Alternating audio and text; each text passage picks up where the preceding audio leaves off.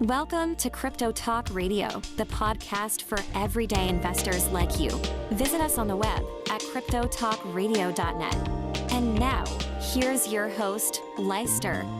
Thank you for that, Bailey, and welcome everybody out there in Crypto Talk Radio, found at cryptotalkradio.net. Right down to the wire, even through the fire, although it may feel this way with some of the price movements and everything, that it's right down to the wire with some of the prices. And I know I saw online, I'm laughing a little, not at people, I'm laughing at the situation. I saw online some people are attacking some of the YouTube influencers who are making predictions, and some are doing technical and then they're making a call.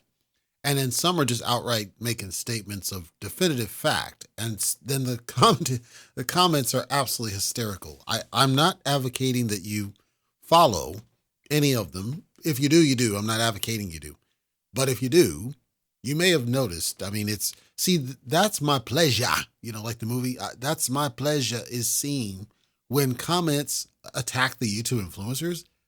I don't know. It seems, and I watched a few of them, you know, and I see a pattern here with crypto specifically. The ratings, the views, the interactions, everything, it goes down when it's just positive coverage. It's just normal routine coverage. Like even Happy Caddy Crypto, his is down. Adam Coins, who I watch his on occasion, his is really just technical analysis. His is down. Everybody's is down that just does positive stuff. But then when they do the drama episodes, those get ratings. The views are like 3 times, 4 times, 5 times their normal counts. Like when Happy Caddy, he did a bunch of videos where he was exposing some shady business with other validators, and those got way more views than the rest of it. Bleeds, when he gets attacked by some of the commenters and he responds and he, chooses, does whatever, or he's crapping on a token, they get so I always get frustrated because I'm not a YouTuber. I'm a podcaster that happens to have a YouTube channel, but I'm a podcaster. CryptoTalkRadio.net. We're not a YouTube influencer. I'm just a podcaster. I talk about this stuff, but I'm also a listener. I listen to other people's stuff, but I'm looking for the entertainment value. I don't want it for the technical because I'm a fan of teaching people how to fish. So mine is really the educational, boring stuff. It's not designed to entertain, although entertaining may be smattering in what I do. It's not intentional. It just happens that way. But with the others, I'm expecting them to be entertaining. I think Rodney, Fudney, Crypto Journeys, whatever, I think he tries to be, but I find him corny as all get out. And then, there's the clown shows. There's the B Roots, he's a clown. And then the other On Chain, he's a clown. Like there's the clown. And they consider themselves entertaining. And apparently they've got an audience. So I'm not knocking the hustle. Car Salesman and SAFUU, he's got an audience. I don't know why. And I was going to talk about, and I will talk about today's episode, I happened to stumble across Daniel Prado's stuff on YouTube because he spun up a channel. He got like 200 views on a video talking about the car salesman. And so this guy, he's been exposed, put it that way. He's been exposed. He can come at me, it's whatever, but he got exposed because he was one thing and then he turned into something else and people called him out on his bullshit. And so then he's now doing coverage very similar to what I was doing, but it's like after the fact. Now I didn't see him. Maybe he did do it because I didn't go deep in his channel. Maybe he did talk about it. I didn't see him recant some of the stuff he was doing when he was having Stockholm syndrome, yelling and screaming at people that came at him, telling them that Brian was a scammer. I didn't see him come back and apologize and give those people their credit for calling him out and saying, dude, the guy's a scammer. He was backing the dude. He was all on it. And I'm going to talk about what he said in this video that I noticed. I don't have any personal stuff, thank goodness, but I will be getting the car situated this weekend, hopefully. And then I'm talking to the bank about buying something that's somewhat exciting. And I'm doing some other stuff on the business side. I got to get ready for taxes. I got to get all this other nonsense. And so I also got another desk for the Endeavor. So I'm going to be taking the desk I'm talking right now on, and I'm going to be moving it. And this will be the last step for me to get ready for the studio, to get live so I can go back on video. Hercules, that's coming.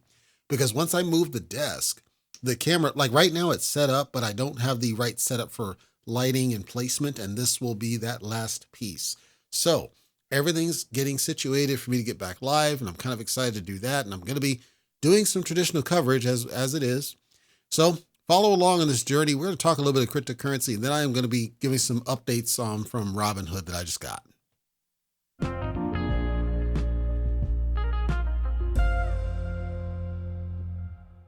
All right, let's talk some numbers. We're going to go to CoinDesk.com. We're going to zoom out to the month chart, and I'm going to start with Ethereum because Ethereum had a little bit less of a nonsensical drop than Bitcoin. So let's get the easy stuff out of the way, and then we'll circle back on Bitcoin because Bitcoin was an absolute nightmare of epic proportions.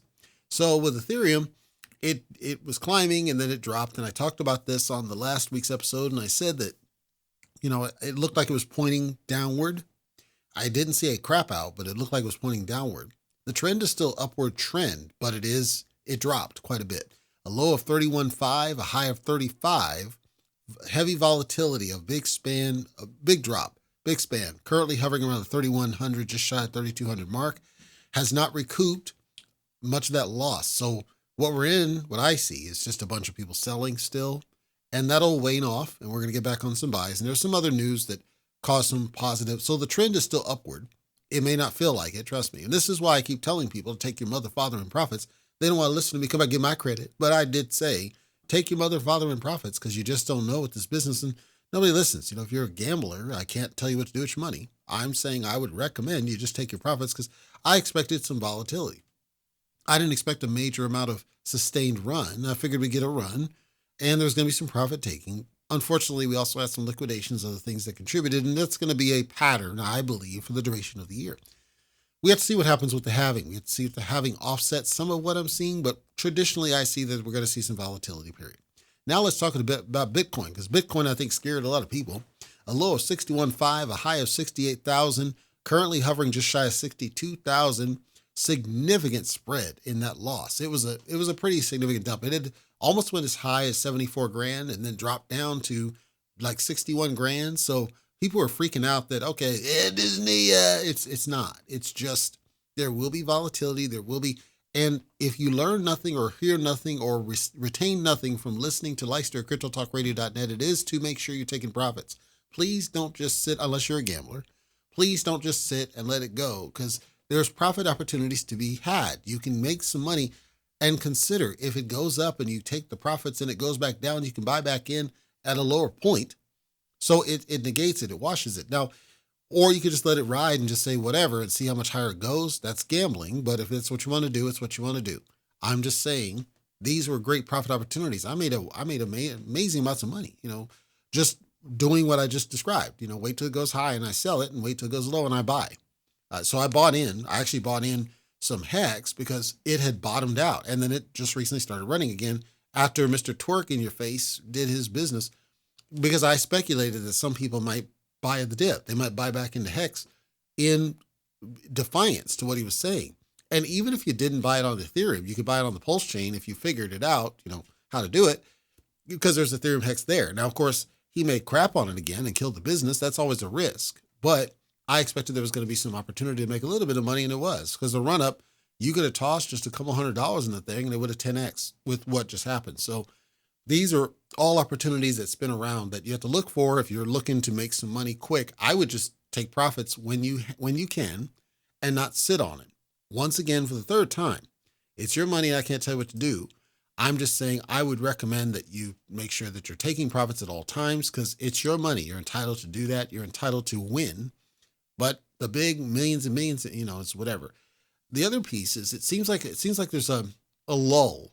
And by a lull, what I mean is, at least in the United States, I don't see the same level of excitement that I would have expected with the run-ups, with a total market cap as we trend $2.36 trillion is down from the $2.7 trillion, but significantly higher than the $1 trillion we had just late last year. So I'm surprised to see that there's very few United States people excited about the current state of cryptocurrency. And it may be what I speculate. People just dialed out and they stopped following it, and they're missing out on these opportunities. And that this is good and bad. It's bad because some of these people missed out on profit. It's good because at some point they're going to realize it, because the news is going to talk about it, and they're going to FOMO into the stuff. And that will trigger more of a significant run later, likely on the tail end of the halving. So if you're still in it this long, kudos to you.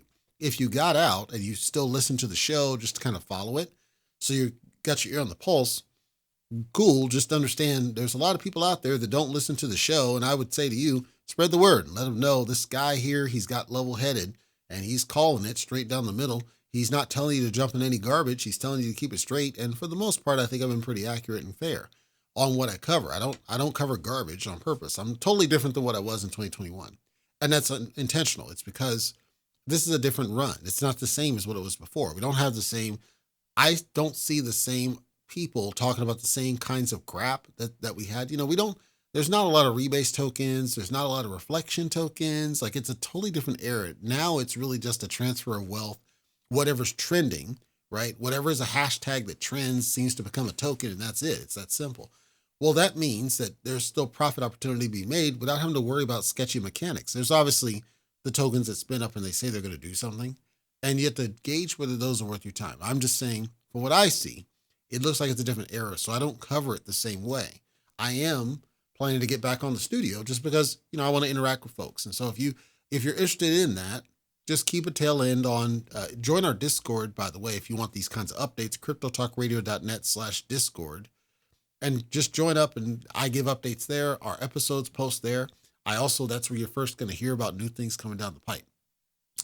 The last piece, which is kind of a spoiler, but I guess I'll just put it out here and now. Luther Vandross, 1977, I believe.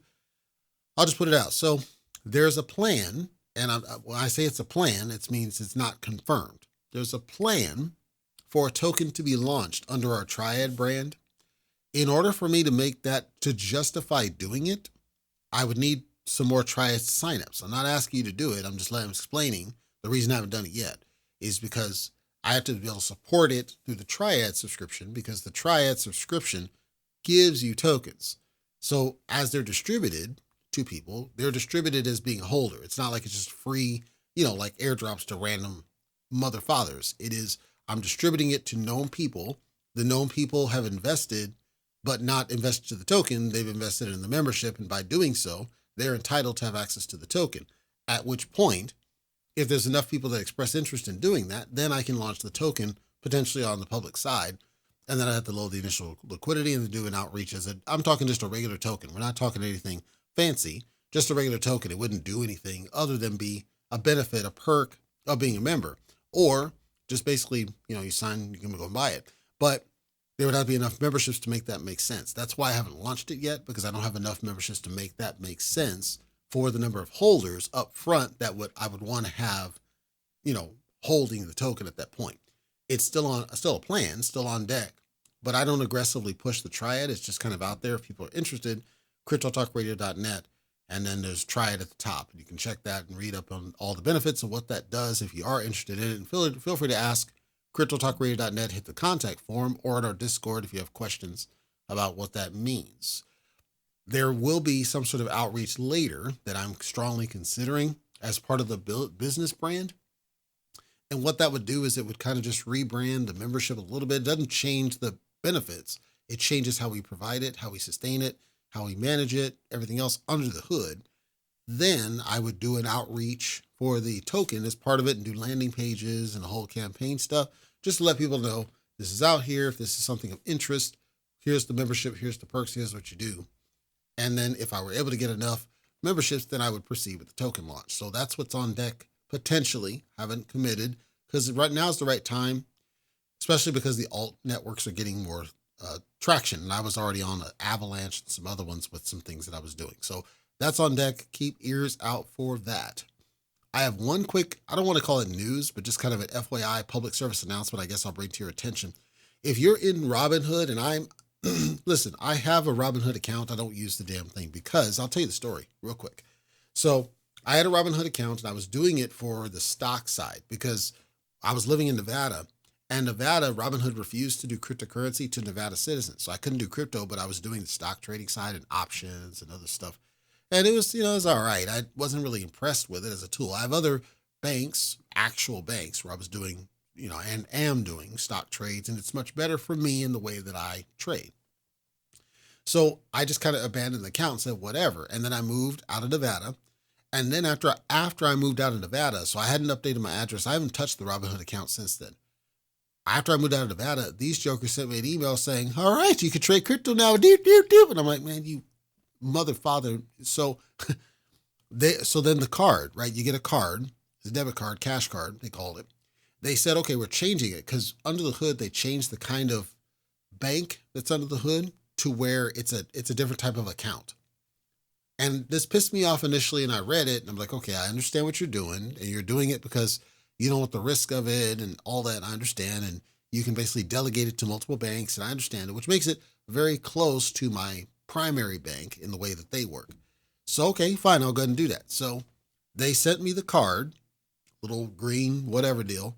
Send me the card. Okay, fine. I'll pull out the card. I'll go on my computer. I'll activate it. They don't let you activate on the fucking computer. Sorry, that's what it is. They force you to have a mobile app to activate the card. Now, let me just explain to you activating a debit card. What activating a debit card really is.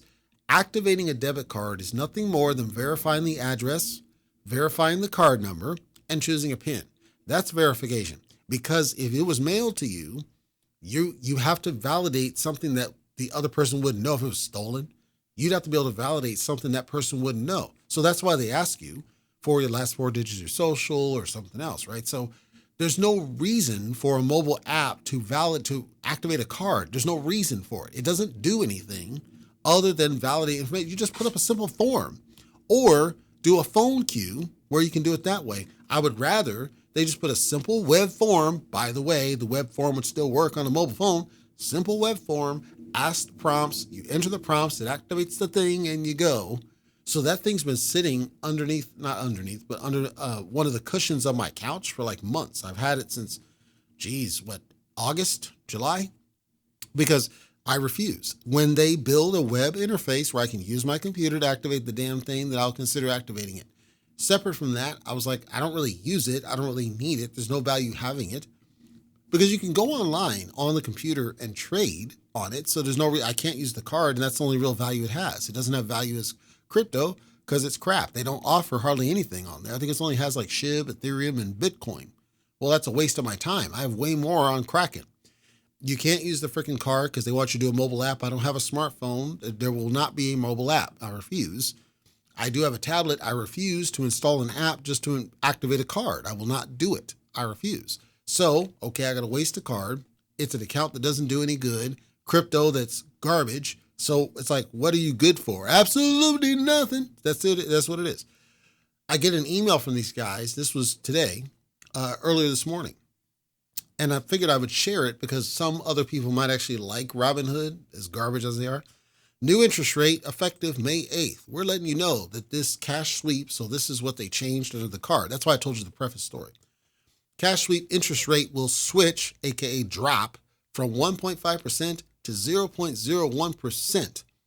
To earn more interest on your uninvested cash, join Robinhood Gold to get 5% APY. That's 8 times the national average savings rate. As a reminder, your deposits are safe with up to $2.25 million in FDIC insurance at program banks. There's no cap on what you can earn, and you can access your money at any time. So, 2 parts to this. Number 1, and I don't know if this is everybody or they're doing it for me because I essentially abandoned the mother father, but cutting the rate from 1.5 to 0.01%. So this is fresh off that whole business of, like I said, they switched the account underneath the card from one type of account that was really decent, good, to this new one. And then now what they're saying is, yeah, we basically cut your rate to essentially nothing. 0.01% is nothing. That's not 1%, by the way, for those who suck at math. That's not 1%. It's 1% of 1%. It's basically nothing. You might as well not even have it. And the reason they're doing this, and that is to push or shill their Robinhood Gold crap. Nobody's going to sign up for a Robinhood Gold to get a higher rate when there are other services out there that already offer the higher rate for no service fee. So I kept saying, when people were squawking about SHIB not being listed on Robinhood, and I said, Robinhood is crap. Why aren't you just buy your SHIB? It's on every other damn exchange. Why are you waiting on Robinhood? They're crap. This is why I said that, because Robinhood is absolute crap. I'm sorry, that's what they are. And this stunt that they just pulled of 0.01%, like, it's so insulting. They might as well not even send the damn email. I know they legally have to, but they might as well not even contact it. They might as well not even offer a rate because it's nothing. You might as well offer nothing because what's the fuck? So if you're in Robinhood, I don't know if you got the email. I don't know if you're going to get the email. I'm sharing it because there's a chance you might get the email. There's a chance they may cut your rate to bare bones nothing. And you're going to have to decide if it's even worth doing it. What does this apply to? This applies essentially to uninvested money. So if you don't, what they're trying to do is they're trying to force you to invest in something. They're trying to force you to trade because they get fees and then they take a cut and that's how they make their money. If you just sit on uninvested money, they don't make any money. Meanwhile, you can go out and you can do all sorts of stuff. Well, they get the swipe fees from the card. So it's not like they get zero. They get swipe fees for using the card. If it just sits in the account, uninvested and unspent, it's just money not going anywhere. Well, the thing is, normally banks are supposed to pay interest because they have an interest in spreading that money out.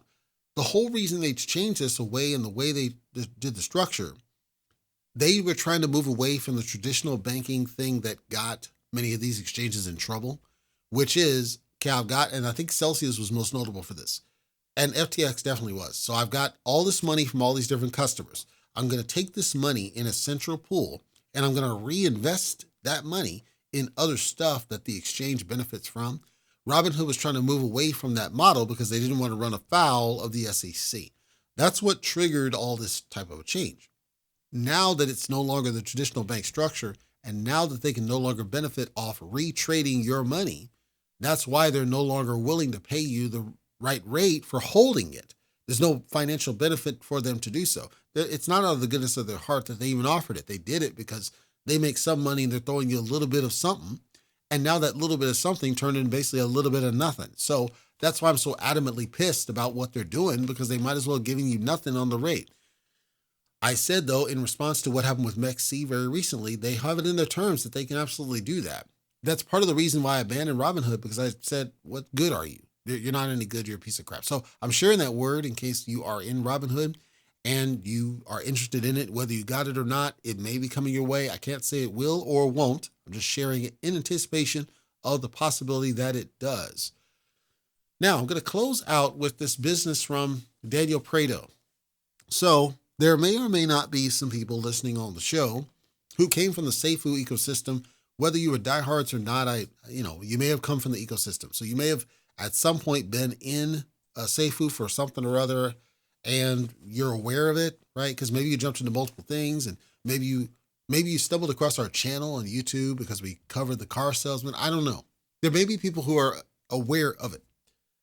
So if you're aware of it and you followed it online, you already know the name Daniel Prado. Daniel Prado, for those who don't know, I said on my recent, he comes across like he looks like he's from the mob. He's not, but he looks like he is, right? His girl's kind of cute, sure. But this guy, he was going like with Brian, the car salesman, he was going nuts on this whole thing with SAFUU. He was yelling and screaming at people who were coming at him, telling him that this car salesman is a scammer and he's going to rip you off, and this is a scam and why are you shilling this? He was yelling back at it. He was doing videos in his car, yelling and screaming, things like, and I think he was doing one he did in response to CoffeeZilla too. And he's like, you're not going to do a goddamn thing. Like, I'm serious. This guy was just nuts. Hair was frazzled, sweating, just balls out nuts. I just kind of ignored it because I'm like, okay, something's wrong with this dude, because it's obvious there's something shady going on, and anybody with any common sense can see something shady's going on, and nobody should be this fervent about some cryptocurrency project. This is nuts. This is cult. This is Stockholm syndrome, right? Fast forward, and they have a falling out. So then now Car Salesman was sending some attack tweets to Prado, and Prado has been doing videos. He has a YouTube channel, and he's been doing videos where he's talking about how SAFUU was a scam, and he recently put up a video about this new hectic turkey garbage that the car salesman released. And he was doing a comparison side by side with SAFUU's chart and the hectic turkey. And he was saying, I'm in the know. I know all this stuff about what was going on with SAFUU. And it wouldn't surprise me because, again, this guy was as loyal as freaking puppies. I don't know. So it wouldn't surprise me. He does have some inside knowledge. Well, he was saying these large red dumps, what he was describing, this part I can't confirm, but what he was describing is that SAFUU, when it did the pre-sale, okay, so it was like $15, he said that Car Salesman had bought $25,000 prior to the pre-sale, so before anybody else could get in. So the lowest possible price, that Car Salesman allegedly bought $25,000 worth of it in order to, and then launch the pre-sale so that people jumped in off of this FOMO run, right? So now it's pumping. And there's FOMO because they did all this hype and everything. And what he was describing is that later, essentially car salesmen started dumping bags to the tune of like $500,000 here and this. In other words, he's saying that it wasn't that car salesmen took out of the liquidity. He's saying that car salesman basically had a stash of tokens before anybody else got them, that he had tokens from prior to the pre-sale, which allowed him to strategically dump at key points of the project. The reason I don't think he has the whole story and why I was questioning is car salesman himself even openly admitted he had the keys to the treasury or the fire pit, one of the two. He had openly admitted he had the keys to this business. We saw that there were cells coming from the treasury wallet. Well, if he admitted he had the keys to the treasury wallet, but we see sales coming from the treasury wallet, what can that mean? It means he had to have been selling out of the treasury. So I'm saying it's possible that car salesman had some tokens that he bought in and then dumped off of it, but it doesn't negate what he said, which is that he was dumping out of the treasury as well. So I'm saying when Prado was over there just fervently defending this dude, I don't know what the hell was going on with this guy, because it was obvious that shady stuff was going on. And I called that out where somebody, him or someone connected to him, clearly was doing these kinds of dumps. And to think otherwise is a form of Stockholm syndrome, is essentially what I said. Well, then he goes a little bit further. He calls out this Schmidt group, which I had never heard this. Allegedly, and I didn't see any of this, but allegedly there's some sort of a Schmidt group, which is a backer that came in and was doing some of these dumps as well, that they had bought major amounts of bags and then were part of these large dumps early on in SAFUU stuff when it started. So after it hit the 330 and then it started crapping, like the immediate crap, he was saying Schmidt Group was somehow in as part of this. I did a little research. The theory going around is that Schmidt Group is basically some kind of a shell company where it's still car salesmen under the hood. It's not really a different company. It's just car salesmen hiding underneath the wings of a company. So it's like a double-pronged wash trading. So think of it this way.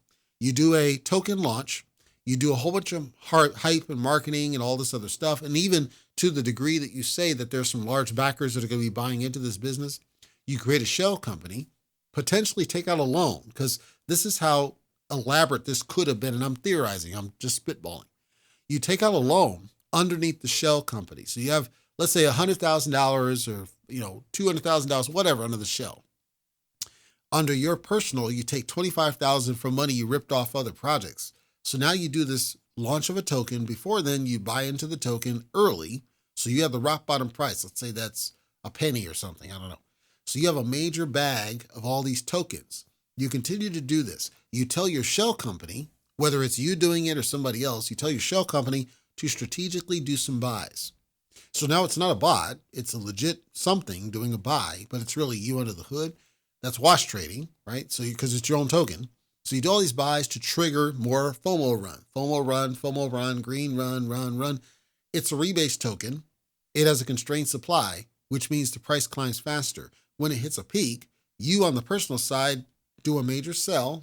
And you've told people there's large backers in the process. You didn't tell them it was you.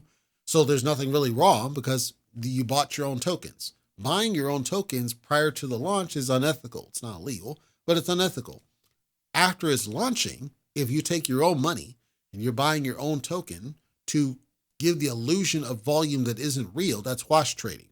So if that's true, what happened, I can't say it is, but if that's true, what happened, it explains the visual behavior of the graph that we saw, which is essentially a form of wash trading through him and a shell company, all backed by his own money that he used to essentially drain liquidity off everybody else. Well, this starts to get a little gray area because technically was anything done illegal? Technically, no. And if it was, you can't really prove it, which is probably why he's getting away with it each and every time. Because if he's got this shell company over there and he's doing all the other stuff, well, how can he prove that's him? How can he prove it's that money? It's a shady something. I was intrigued hearing about this whole different thing. Now, not because I'm interested in the project, I'm not, but I was intrigued because it got me thinking, that's how he's getting the hell away from all this time. That's how he's getting away with all this business. And it made me laugh with the whole stuff of Car Salesman 2.0 and Car Salesman 3.0, where Car Salesman was ridiculing those guys, and they're grifters defined. I don't even know what happened to them. They're grifters defined. But his is just a simple set of, I'm just going to strategically buy a whole bunch of tokens early on and then dump off of them. And I was the largest holder, but it wasn't like I was the owner holding wallets that were not distributed. They were in circulation, but I was able to buy them at the lowest price point because I control the launch and it's a pre-sale. And it's intriguing. It's fascinating. The level of complexity of the alleged scam that was presented under SAFUU.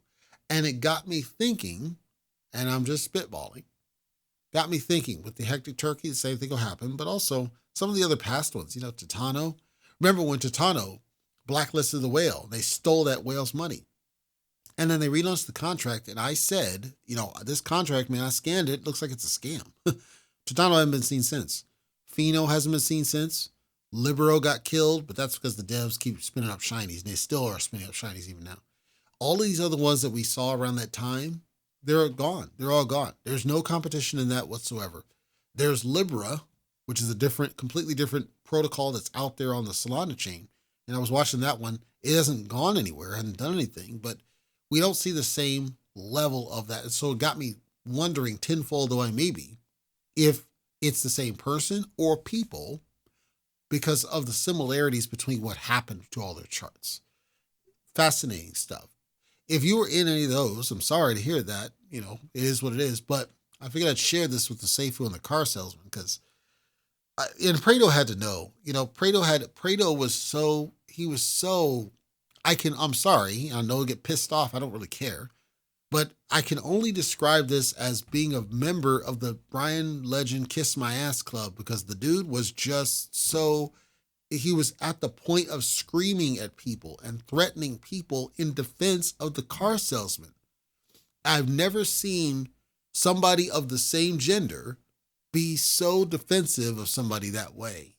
Like, it's fine if you want to be defensive of a friend, but to be to the point that you're yelling and screaming at the top of your lungs, your hair is all wild and crazy and buckshot to defend your buddy, and for what? A cryptocurrency, numbers on a blockchain causes you to go balls out nuts. I've never seen anything like it since or before. So hopefully we don't see it again. He seems like he's calmer now. He needs to fix his mic, but other than that, he seems like he's calmer now. So that's good. And it seems like he's woken up. The down point is somebody else called him out and he said, he's always open to business opportunities. So he's just as sketchy as the rest of them because essentially he doesn't care. It's not about the ethics and the morals. He doesn't care that he got ripped off, and he's willing to lie in the bed, as it were, with a scam artist if it means money. If he wants to do that for himself, that's fine. But if you're going to entice other people to get ripped off, I can't support that, bro. He can do what he wants to do with his own money. But people that are like that are willing to get other people ripped off, I'll call them out every time I'm aware of it. But I don't want to talk about that crap. I want to talk about, I don't want to overpraise crypto, but I don't want to talk about crap either. Give me something that's a little bit of a challenge. There's no challenges out there. Maybe I'll do a little bit of deep dive on the Libra protocol because it's intriguing, at least, what they're trying to do. I just don't know if there's anything to it. And then I do owe you guys, by the way, I will do a talk point on Launchpad XYZ. And that's really more a public service announcement. It's not a swag. It's just I want to make you guys aware of something that I learned about that project. In the meantime, everything will go back up, folks. It's down. It's trending slightly down, but it'll go back up. We'll go on a run again. And as we get closer to the halving, you're going to see some buy the rumor, sell the news happening. And that's going to cause some pumps. So I would implore you to take your profits because you just can't tell these hoes ain't loyal.